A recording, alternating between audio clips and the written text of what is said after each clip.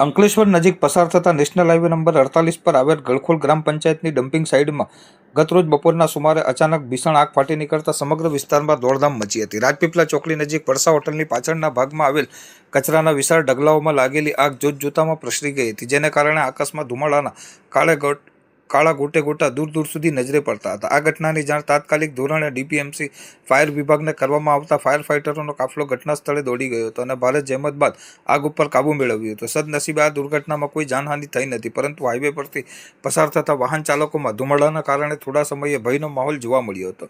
આ ઘટનાએ સ્થાનિક તંત્ર અને પંચાયતની કામગીરી સામે અનેક ગંભીર પ્રશ્નો ઊભા કર્યા છે।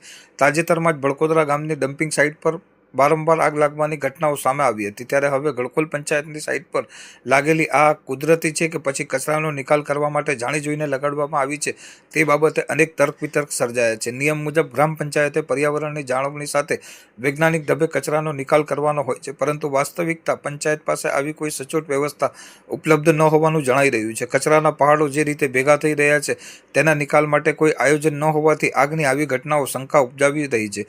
હાલ તો ફાયર વિભાગ અને સ્થાનિક તંત્ર દ્વારા આગ લાગવાના ચોક્કસ કારણો જાણવા માટે તપાસ શરૂ કરવામાં આવી છે।